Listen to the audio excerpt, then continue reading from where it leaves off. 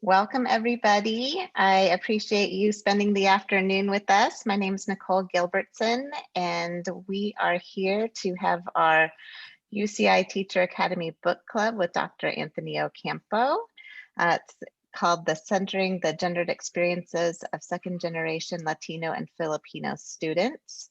And it's sponsored by the UCI Teacher Academy, which is provided funding by the School's First Credit Union. And we are so pleased to be able to host important events like these where we can come together and have opportunity to read really important scholarly works like Dr. Anthony Ocampo's.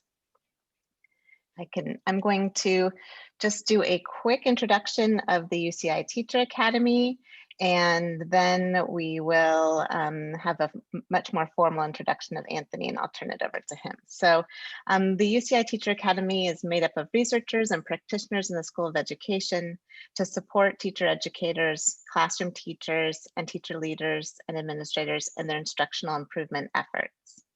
A guiding framework for the Academy is that we see the people who work in these settings as having expertise that can be shared to improve teaching and ultimately student learning. Central to our mission is creating spaces for the audiences we serve to come together, to collaborate, to inspire one another, and to lead transformations in teaching. And I'm so pleased to be able to have events like this where we can come together, and I see a lot of familiar names and faces, and am so pleased to be building this community with you all, and particularly that you had the time today. So welcome. Now I have the wonderful opportunity to formally introduce Dr. Anthony Ocampo. He's a scholar and writer who focuses on race, immigration, and LGBTQ issues. He's assistant professor of sociology at Cal Poly Pomona, where he received the Provost Teacher Scholar Award. And he is also a Ford Foundation Fellow. He is the author of The Latinos of Asia, How Filipino Americans Break the Rules of Race. And I was lucky enough to see him talk about his work at UCI several years ago on that book. And he's currently finishing up his second book, To Be Brown and Gay in LA, which chronicles the lives of gay men of color from immigrant families. And we are lucky enough to be able to have the opportunity to discuss chapters from both of those books today, as we center the gendered experiences of second generation Latino and Filipino students. So welcome, Anthony. Well, first off, I just wanted to say, everyone, you can hear me, right? Raise your hands. Okay, yes. Awesome. So I have two screens in front of me. The slide deck is right here, and then like all of it on gallery view over here. So if you see my face this way, it means I'm looking at you. But first off, I just wanted to thank Nicole and Beth. We've been in conversation for quite a while about like opportunities like this to partner and be in community and conversation with each other about topics and issues that are super important to all of us. And so I just, first off, just want to thank you two, but also thank everybody in this room, just because I know how zoomed out everybody is, and I know how many more competing things there are on your list. So the fact that folks are here on like the middle of the week in the afternoon, spending this hour, it's cool. And I do hope that, you know, we're only here together for about an hour. We're going to be in convo about this topic, but I hope today is just like a starting point, and I hope that everyone feels free to know that like my inbox or DMs are open if ever you want to chat about anything that comes up today. So thank you so much for engaging with the text. Just to give you a little bit of a personal background of how I came into this topic, I'm Filipino American. I grew up in Northeast Los Angeles, and I grew up in a context that was, for the most part, a Filipino American, mostly Mexican American, Latinx, immigrant, second generation neighborhood. And so, so many of my experiences when it came to identity, I found were, at least in the context of LA, were like this, like coming into one's racial identity was something that happened, not necessarily in sort of like quote unquote, like the street corner or like the local environment. A lot of the like ideas about race and identity and ethnicity and gender that emerged for me happen within the context of school. And I think that oftentimes, we think of school as a place where students learn about, biology, English, language arts, etc.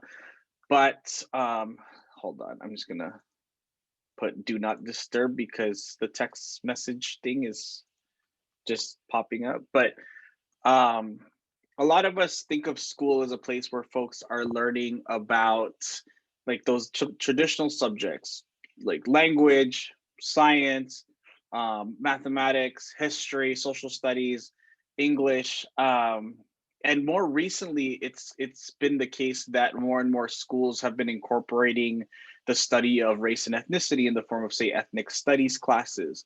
But in my research, one of the things that I've learned is that the way that people learn about race and ethnicity, as well as gender, as well as LGBT identity, these are things that don't necessarily happen in the context of, say, like the school curriculum.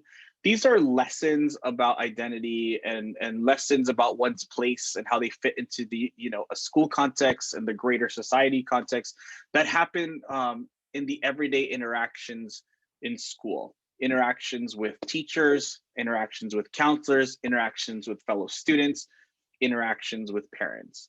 And so I know a lot of the time when I first came into contact with like research and education, a lot of it was situated, in the context of the classroom. But since I was studying this particular segment of the population, which is second generation Latinx Asian American youth, one thing I noticed was the ways in which, this boundary that we draw between family, ethnic community, and school, those are things that aren't necessarily disentangled in the way people think about identity.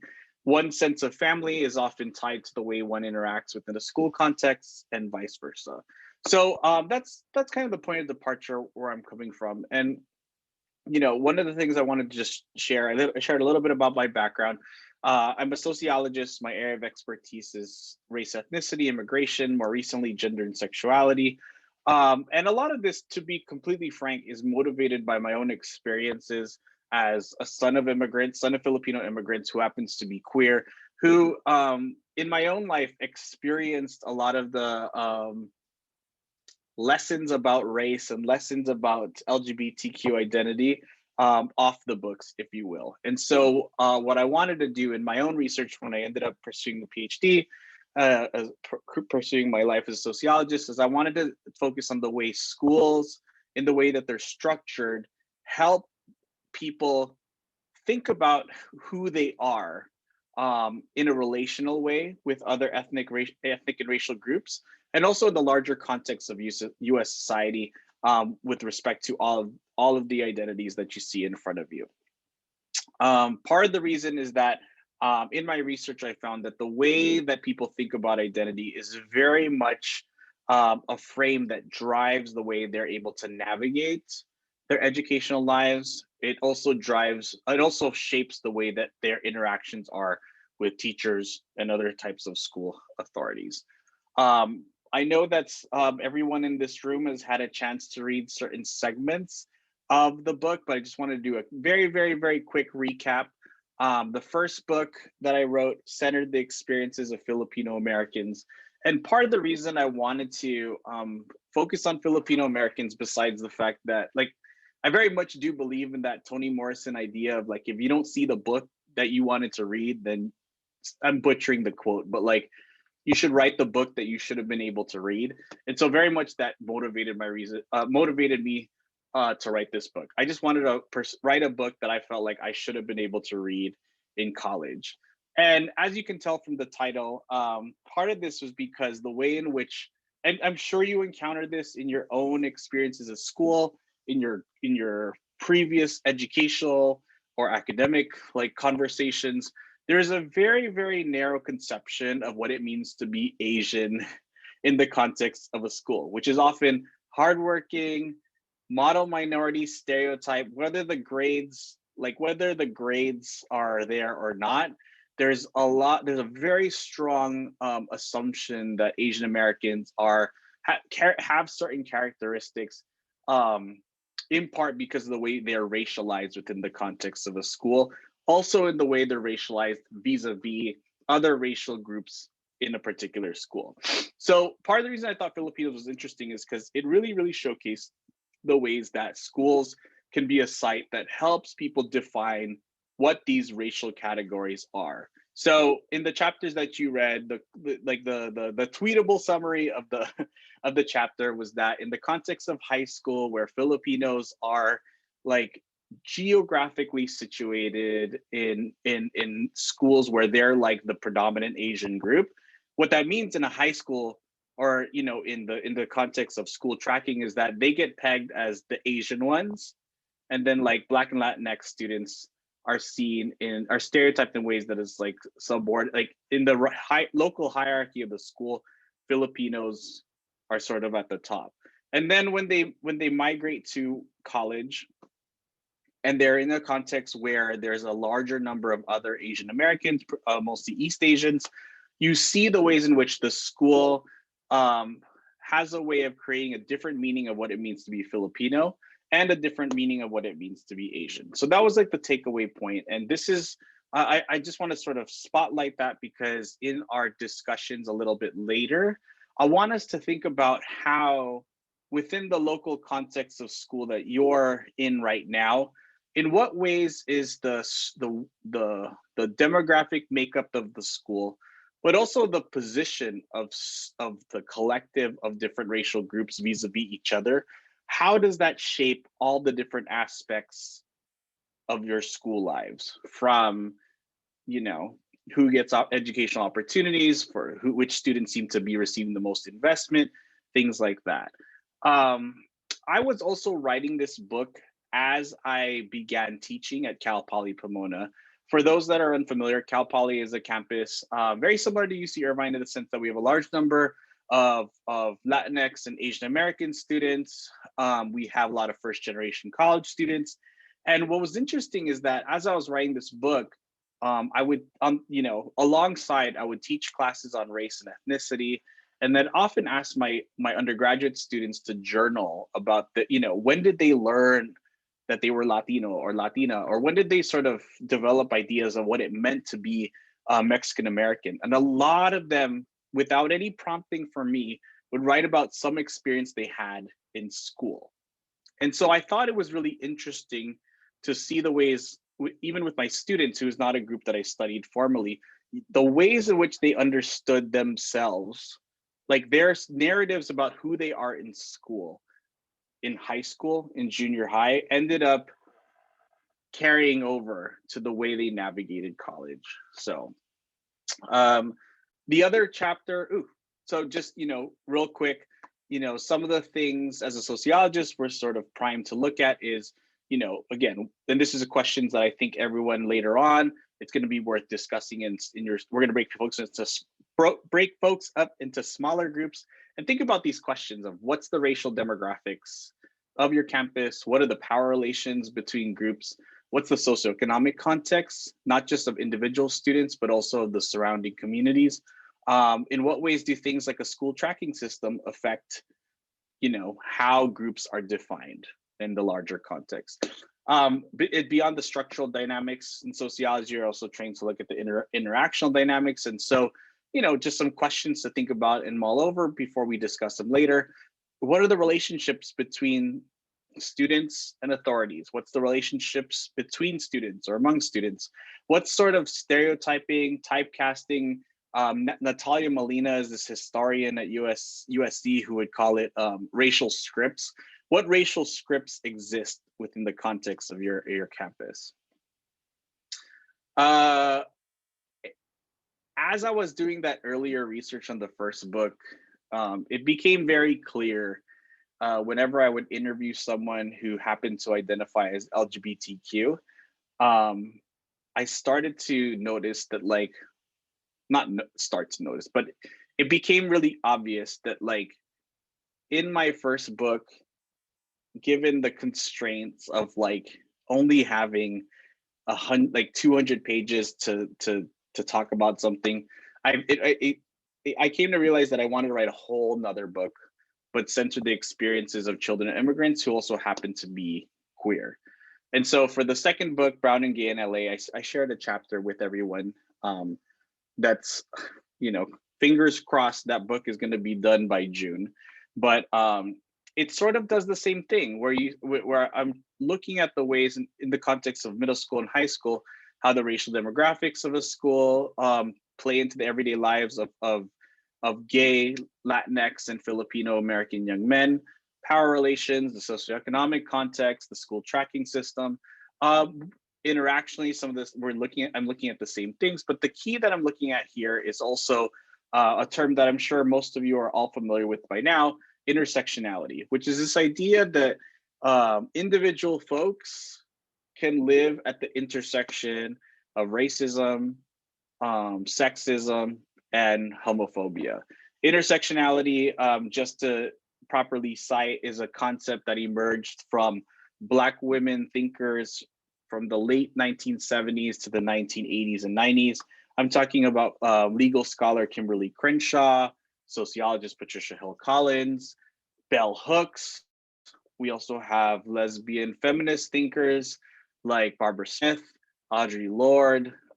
These women were incredibly important in developing this concept, not as a way to sort of like inject queer Black women narratives into the larger conversation, but the argument was that if you actually center the experience of people who exist at the margins of all of the isms, like racism, sexism, etc., you can learn a lot. Like that can be your proverbial black box from which you can learn a lot about the power dynamics of a place. You can learn about the ways in which inequality is maintained on the everyday level, or a policy level, if you center the narratives of, in their case, they were talking about Black women. In my case, I'm centering the experiences of gay sons of immigrants of both Filipino and Latino, mostly Mexican American descent. The reason I wanted to do that is because we all know from being educators that the way that Filipinos/Asians are typecast in a school versus the way that Latino boys are typecast in a school, very, very different. And so I wanted to see how queerness, sexuality interacted with race differently depending on the disparate, divergent ways that folks were racialized within the context of a campus. So what I want to do now is actually, that's just sort of the quick and dirty summary of the two books. My hope is that, even if the first book is anchored in Filipino American experiences, the second book is anchored in LGBTQ, Latinx, and Filipino boys' experiences. The fact that it's anchored in those very specific communities isn't what I want you to take away from this. What I want you to do is actually to think about how the exercise of anchoring those who typically don't get centered in classroom discussion, what happens? And so the first thing I want folks to do is to just answer this question, which is number one, what lessons are students learning from the way your school is structured? And again, this is not often things that are taught in books or homework or even clubs. I'm talking about just if you were to think of your students as ethnographers that were just doing participant observation based on the ongoing events on a campus. And I'm sure in virtual format, this is gonna add a new dimension to things. What would students learn about the way in which your school's structured, about what it means to be Latino, Latina, Asian American, Black, queer, etc.? You might ask yourself who, looking at if you were to line up all the teachers and look at them, who are the teachers at your school? You're to line up all the students and look at them, who are the students? What classes, what is the ecology of the school? In what classes and clubs, activities do certain groups tend to fall in? And so the added tip here is I want folks to literally anchor your responses from the point of view of students who exist, again, at the intersection of race, gender, sexuality. I would say also, you could also add ability, like students of different abilities as well, students of different class backgrounds, legal status, whatever the case may be. I think that it's an interesting thing to take on the point of view of a student who is, a student-centered point of view to answer these questions. So with that said, I want to break folks up into very, very small groups so that it's easy to get the word, get in a good word. And I'm looking for the thingy. Where's my command tab? Oh, there it is. Okay. So I'm just gonna break folks up into groups of about 3 or 4. Nicole, what did we say? 3 or 4? Yep, 3 or 4. All right. And I've got it all organized. So you tell me and I'll push the button when we're ready. Great. Let's do it. Let's do it. All right, so we're going to discuss for about, should we say 12 minutes? Is that all right? 12, 15 minutes? Yeah, 12 minutes works. That works all right, great. Let's do 12 minutes just so we stay on time here. Okay, so we'll come back. Okay, here we go.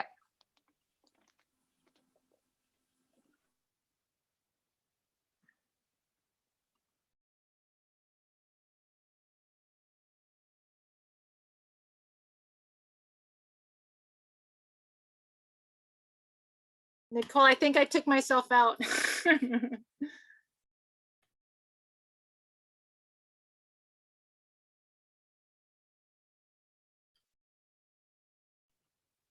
Welcome back, everyone. Anthony, you're muted.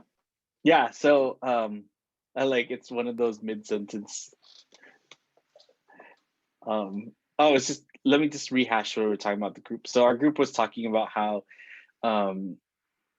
pandemic, like a lot of times the issues that we see are racial issues, access, parents having to work 3 jobs. Those then get reframed among colleagues as like, oh, Latina parents, they don't care, or they're not as invested as much in their education. And so this is where I think like the annoying sociologist and the annoying sociology reading is useful, because you can inject the fact that the way parents' lives are structured because of being brown or being Black in a particular economic context or labor market context, that has a direct effect on the ability for a student of color to do their day-to-day work. It's not because they don't care or whatever. It's something much more structural. Is my screen shared? It's not, right? So real quick. So I wanted to I wanted to go around and hear some of the things that came up in your groups about the way folks talk about students. Do racial categories get invoked? Do people skirt around it? Who wants to share?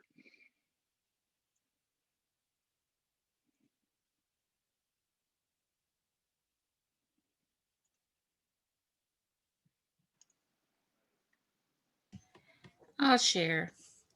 There used to be a, from what I'm hearing, that there used to be a lot of complaints about how the parents don't care, they don't show up. Even at the beginning of the school year, we started hearing those complaints when parents didn't come to material distribution. That was in the middle of the day. And I just remembered this, I looked at one of the teachers, I said, if we did material distribution for my kids at this time, I couldn't go because I'm supposed to be here teaching, but I care about what my kids are doing. And it was kind of like, oh, yeah, I didn't think about that. But it wasn't like I'm like trying to say, hey, I was perfect. It was just like, why are you getting mad at these parents for not coming in the middle of the workday to come pick their stuff up for their kids? Yeah, I think that you bring up this is a wonderful intervention, Dawn, because what you did, they know you and they identify with you, and you utilized your biography. You likened your biography to one of those folks that they were castigating. I don't know what word to use, but like critiquing. And all of a sudden, by virtue of strategically employing your bio to make you like them, then all of a sudden it changed, you know? Absolutely. I think that's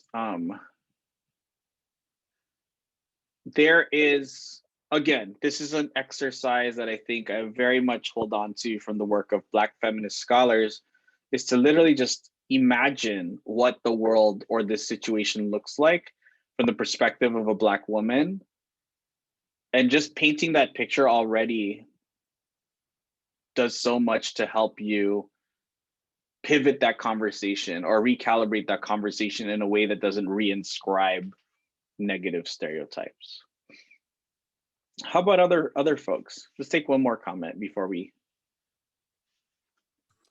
Anthony, I think I have a question relating to what was kind of talked about in our group. So in our group, we had a couple of teachers from schools where often racially, it's 97% one particular group, right? And from an intersectionality standpoint, it almost starts to erase the intersectionality. One, there is the place intersectionality happens is between schools because there's been some selection, so you only see one group, but then things become like gender becomes more salient, but race becomes less salient because everybody, or almost 97% look a particular way. So, I think that's more of like a question and kind of a comment of, how does that change the perception of the look? I mean, the negative stereotypes are still there. All of that is still there, but kind of the intersectionality to some degree gets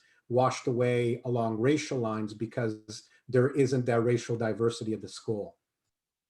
Yeah, and let me just be upfront and share that, like, as a sociologist, my research has focused on young adults talking retrospectively about their experiences in K-12. So unlike some ed scholars, sociologists of education, I didn't do an ethnography where I was there on a day-to-day basis. And so what I'll do is I'll share insights from what I've seen, primarily in the second book, which was, interestingly enough, for boys, for like cisgender young men, the ability to maneuver, usurp negative stereotypes about Latino men, it seemed to be slightly easier in places where everybody was of the same ethnic and racial group, right? Because just by virtue of a school has power dynamics, divisions, etc., then those categories couldn't have been, they're not racial. They may be gendered, but they may not be racialized. They can be classed as well, but maybe not racialized, or even like, depending on what city you're in, like regional, like West Side. Like, I had one student that talked about being from the Central Valley of California and talked about how the cliques in school, in her like 100% Mexican American school, were based on what fruits and vegetables their parents picked. Like, that was what formed the cliques. And those were very prominent cliques, like the kids whose parents pick strawberries versus, say, like the kids whose parents pick so, and they're all of the same ethnic group. So one thing I did notice is that the ability to usurp racial stereotypes seemed easier in a place where the campus was like 100% Latino. In places where you had different groups that were more evenly divided, there were a lot of moments where folks' lives seemed to be determined by the identity that they were seen as. So Nicole, we should move forward, right? Yes. Okay. Yes, I think so. So I think, like, just in thinking about, 15 minutes or 12 minutes is not nearly enough time to like one could literally take a piece of paper or a blank doc and write out all the narratives of every single possible student category that exist. I heard folks mention special ed students. I heard folks mention, even with that, you can, like, at least from the experience of special ed students that I've, in my campus, when we've had this conversation, like race and special ed status leads to very different outcomes, right? You can have a blank doc and just literally go to town and like type out all the narratives that you're hearing. What I think I want you to do now is to think about the first set of students that comes to mind. Like, you're able to answer questions about them really easily because they're sort of at the forefront of your mind. But which students traditionally, in the way your school gets discussed or students get discussed, who is not centered? And this is the big question that really motivated my research on queer students of color, because when I was reading in my research, when I was doing background research on, say, like students of color experiences, it was often the case that like queer students, like the queerness of students was assumed not to exist. And then when I'd read stuff about queer students, it was generally focused on like white queer student experiences. And so it was a very deliberate task for me to say, I'm just going to center my entire analysis on queer boys of color. And you could do the same thing with any category, like trans students of color, et cetera, like whatever the case may be. But I just want to ask folks the broader question of who's not centered. I see some head nods. What's making you nod your head?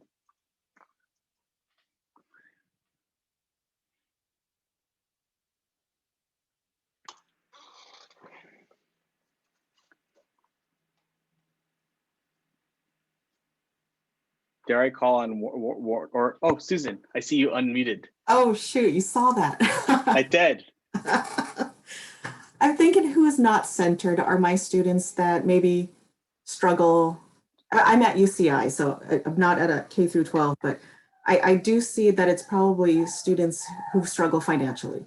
They're not centered because we just assume they're going to be able to pay that quarterly tuition, where we assume that they can take that time off to do their unpaid student teaching hours.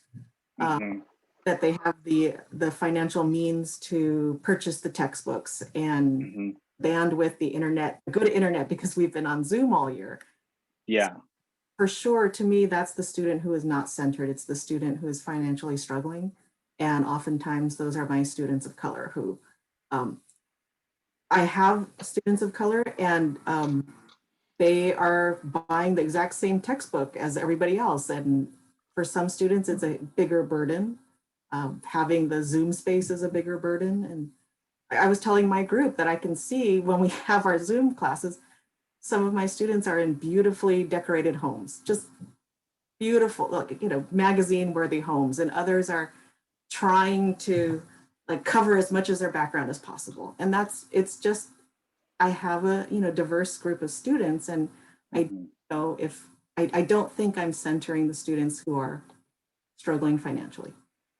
Yeah, and I think that just because everyone's bandwidth is so limited, like it takes effort to center the ones that we don't tend to center. Everyone does. I can come up with a list all on my own, but I think what you named is really important, because when you center the experience of a student that, say, doesn't have the financial means to like concentrate in a Zoom in the same way someone with like a room does, like a distinct room for their work, or you think about the financial financial struggle when it comes to purchasing books or equipment, or even just time, right? If there are other things, they have to spend their time to make ends meet. In addition to that being an economic situation, it's also important to center what is the cognitive experience, like what is the cognitive experience, like what is the schema of someone who has this set of constraints. Like, what is the experience of showing up to class every day? For some, it could be an escape.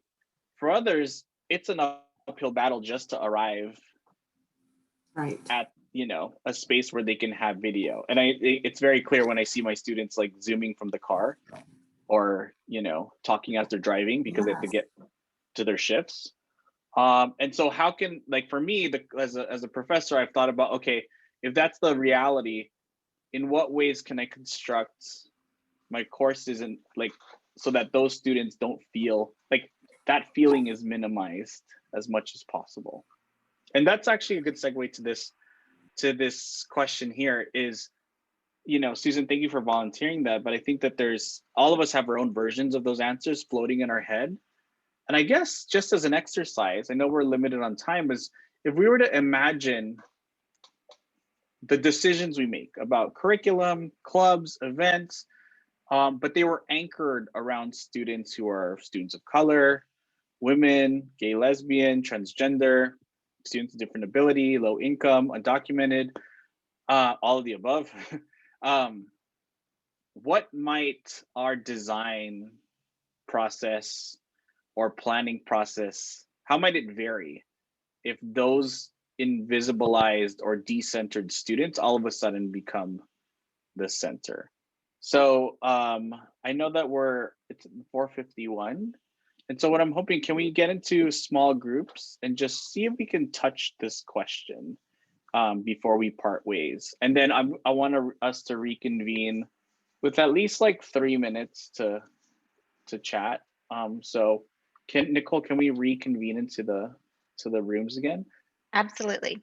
Yeah, and just pick one. Obviously, there's a bazillion students we could think of that maybe aren't centered, but just pick literally imagine a student that you know who typically is not centered. And what would it be like to design curriculum or think about events anchored around that student, that one particular student? All right, let's do the groups. Here we go.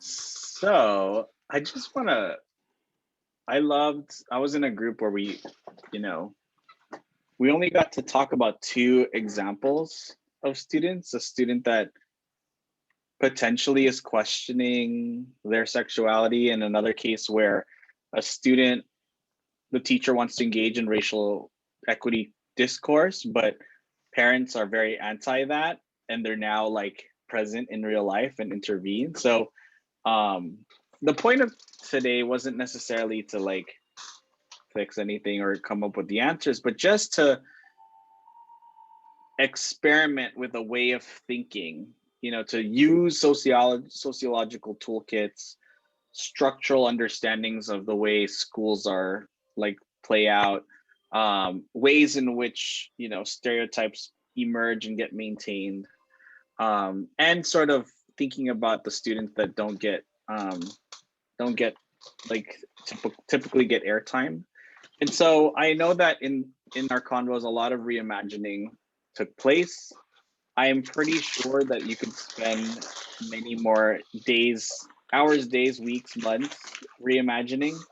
What I do want to leave folks with is the question, and this will just be open-ended: how can we keep accountable to the reimagining stuff that we did in our small groups? What would be a way for us to not have those like conversations about how we can reimagine curriculum or our school? How can we make sure that that doesn't just stay in this group? What can we do as a community to keep accountable to that vision? Just throw things out there. I'll share. So I was sharing in my group that I know you're speaking about what's happening within the school context, but you know, I teach history, so I'm taking it like, how do we see this in a historical context, right? Or even a cultural context. And when I look at my students, especially the ones that are not being centered, I think about, you know, things like culture, right? Because a lot of my EL girl students, they're very, very quiet. They don't advocate for themselves. And I'm generalizing here, but I'm speaking about two of them that come to mind this year. And I think, you know, culture has a big role in that, right? And just even historical context about just Asian men and, you know, the Chinese like immigration, right, the turn of the century, and how masculinity was an issue then and how they were demasculinized, right? And how those forces kind of shape who our students are, right? Who are the families that they are from, right? So for me, I think it's just a reminder of just learning more, being aware, right? And listening to my students, being open to hearing their stories. I know each and every one of them have a unique story, but you know, asking them about their stories, their family histories, right? The context that they grew up in, to be able to address those like curricular needs. Yeah, I love history as a tool in the sense that like whatever we're facing now, some version of it happened somewhere, and we have some narratives from which to draw a couple lessons. I think sometimes when we dehistoricize things, it makes it seem impossible to tackle things. You know, I think about like W.E.B. Du Bois, a Black sociologist, and sometimes when life gets tough, I think about the way in which academia put in all its effort to sabotage this man and to destroy him, and yet like he was able to persevere. And I think like for whatever, you know, whether we're talking about Asian masculinity or demasculization, and there's a through line. And I think it's worth thinking about like the through lines more than thinking of our moment as like unique. I know we're over time, so I guess I just want folks to think about how with each other. I know that you probably have the chance to get in touch with each other somehow or exchange info via Nicole or Beth. But I would love for folks to, on their own, form little subgroups or sub-communities if ever you just want to run ideas by each other. In the sense, the fact that you're not at the same school is actually kind of cool because you can just sort of be like, this is my idea, and that person doesn't work with you. And so it's actually like nice to just use each other as a sounding board. And I hope that, I know you have other events. I do hope that like the just the thought, like the thought exercises we did, or reimagining exercises we did, I hope that those function as a touchstone for whatever your ambitions are for your campus in the upcoming year. So I'll stop there. And pass it along to Nicole. Well, thank you so much, Anthony. I just want to take a minute for all of us to thank Anthony for sharing his expertise, experience, perspective, and guiding us and facilitating this wonderful conversation about how we might reimagine or begin to reimagine or continue to reimagine our school sites. We have an upcoming event that is going to be a kind of a broad scale event that celebrates teachers May 6th at 4 o'clock that I'll send more details out about. And in the meantime, what we're hoping to do is collect teachers' voices about what their experiences are over the course of the last year teaching. We'd love to hear from you and create an archive of videos from teachers. And so I'll follow up with you all about that with an email.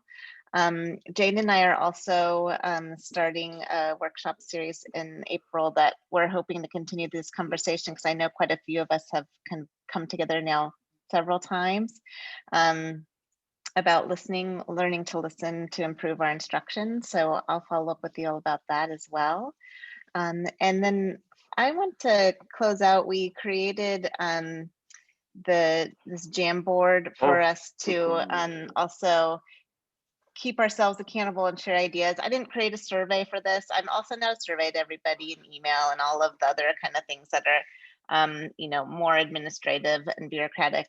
But if you all want to just take a few minutes to reflect on how you are thinking about reimagining, and we would love to be able to have that as an archive. If you haven't Jamboard before, you just hop on there and click the the fourth square down, and it creates a little post-it note. It's all anonymous, and I think that would be like a nice end for us to be able to or not necessarily an end, but an archive of this conversation and where we're at this moment, and something that we can revisit as we continue to come back together and have a conversation about teaching and how we can all improve our practice and make space for students in our classroom who, you know, we want to be able to provide them with the voice to share who they are, so we can learn from them and they can be our teachers as well. So I thank you all. I know that it's a long day of Zoom for everybody, but these are the things I think that are most exciting and reinvigorating about teaching right now. And I'm so thankful for each of you to participate in this conversation with us. And I'm particularly thankful for Anthony and sharing with us today. So thank you, everybody. Thank you. Hope to stay in touch. Have a good evening. Absolutely. We hope to see you in person at UCI or at your beautiful campus. Thank you, Anthony, for being here. Of course. And feel free to follow up with me about whatever. I know we didn't get to do Q&A, but if questions pop up, I'm happy to answer via email and stuff. So thank you. And it was great to read your work too. Oh, thank you. Thanks. Bye. Bye-bye. Bye, everybody. Thank you. Thank you. All right, thank you guys.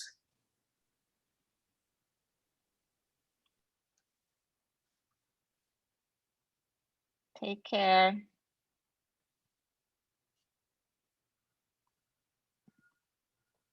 All right. That was great. I think it was a really good discussion. And I think I think I'm realizing we probably need to think about these things, maybe being, you know, a little bit longer. I think people could. Our last one was longer. Yeah, that we definitely could have been longer for sure. Yeah. We had so much to say. Yeah. Well, maybe we can invite him back another time or something. I'd love it. Yeah, I mean, like rereading it today, I was like, oh, there's so much in here. Yeah, That's I mean, so useful. It's like stuff we know, but I really appreciate the way he writes it. Like it feels more accessible to me or something, you know, I don't know. Yeah, because it's like the narratives, it's like the individual narratives, and they're so I don't know, I like the way, I particularly like the Latinos of Asia this time. It's funny because the last time I read, I liked the Barangay and LA better, but like today, like the fact, I don't know, it was like early in the morning or something, I forgot the like different school contexts and how the school context really mattered. And there's a lot to unpack there. I think. Well, it says a whole lot about leadership and, you know, like, yeah, there's a lot around leadership. Yeah, well, and culture of expectation among staff and like having conversations about being explicit about that. So yeah. Thanks for facilitating. That was really great. Oh, of course. I like your shirt went perfectly with the slides. I was like, look at you like planned it out. I love the purplish pinkish flowers. Yeah. Yeah, no, I was, you know, I was really thinking like, oh, I'm recording. Hold on, let me stop. Yeah.